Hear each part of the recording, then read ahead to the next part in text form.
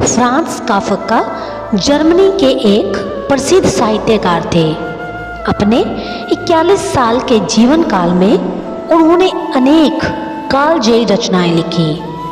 जीवन के अंतिम दौर में व्यक्तिगत अनुभव पर उन्होंने कहानी लिखी, फ्रांज काफका और एक गुड़िया की कहानी, जो एक छोटी लड़की के लिए लिखे पत्रों पर आधारित थी। बर्लिन के स्टेग्लिट्ज़ पार्क में टहलते हुए एक दिन उन्हें एक रोती हुई बच्ची मिली। काफका ने उससे रोने का कारण पूछा तो लड़की ने बताया कि वह जिस गुड़िया से खेल रही थी वो इसी पार्क में कहीं खो गई है। काफका ने उस बच्ची को उसकी गुड़िया ढूंढ लाने का आश्वासन दिया, जिससे वो बच्ची चुप हो गई। काफका ने गुड़िया ढूंढने के लिए समय मांगा और फिर दूसरे दिन गुड़िया लाने का वादा करके वहां से चले गए। पर गुड़िया ना तो काफका को मिली और ना ही उस लड़की को।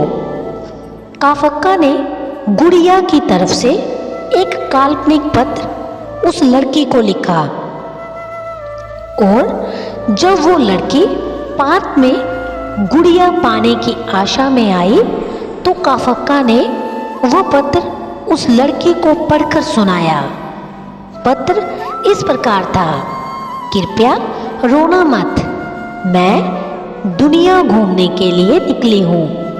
मैं समय समय पर अपनी यात्रा के बारे में तुम्हें लिखती रहूँगी, बस तुम रोना मत। अब काफका नियमित रूप से उस खोई हुई गुड़िया की तरफ से काल्पनिक पत्र लिखने लगे और लगभग रोज ही उस लड़की को पढ़कर सुनाते, जो कि यात्रा का काल्पनिक वर्णन हुआ करता था। काफका के इस काल्पनिक लेकिन रोचक वर्णन ने उस लड़की को फिर रोने नहीं दिया। वो खुशी खुशी अपनी गुड़िया की घुमकड़ी के किस्से सुनने लगी। वो अब खुश रहने लगी। एक दिन जब काफी कहानियां हो गई तो फ्रांज काफका ने एक दूसरी गुड़िया उस लड़की को लाकर दी। जाहिर है वो गुड़िया बदली हुई थी। उस लड़की को अपनी खोई हुई पुरानी गुड़िया जैसी नहीं लगी तो वो काफका की ओर देखने लगी। काफका अनजान बनते हुए गुड़िया में चिपकी एक चिट को निकालकर पढ़ने लगे।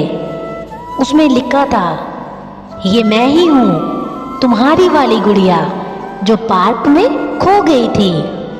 दुनिया भर की लंबी यात्रा की वजह से मैं थोड़ी बदल गई हूँ और काफी थक भी गई हूँ। लड़की को इस गुड़िया और काफका पर विश्वास हो गया। वो गुड़िया लेकर घर चली गई। वर्षों बाद जब वो लड़की बड़ी हो गई तो एक दिन वो अपनी अलमारी में कुछ ढूंढ रही थी तो उसका ध्यान उसी गुड़िया पर गया जो काफका ने उसे दी थी। बचपन की बातें याद कर वो हंसने लगी। उसे सब समझ आ चुका था कि काफका ने कैसे उसका मन रखा। उसे उस गुड़िया पर फिर प्यार आने लगा। वो उसे बड़े गौर से देखने लगी तो सहसा उसकी नज़र गुड़िया की फराक की आस्तीन में छुपे एक छोटे से पत्र पर गई। उसने बड़ी व्याकुलता से वो पत्र निकाला और पढ़ने लगी। पत्र में संक्षेप में ये लिखा था, हर वो चीज जिससे तुम प्यार करती हो कभी ना कभी तुमसे खो जाएगी, पर अंत में जो लौट कर आएगी और जो तुम्हारे पास होगी वही तुम्हारे लिए सच्चे रूप में बनी होगी। रूप भले ही भिन्न होगा पर प्यार एकदम खालिस होगा।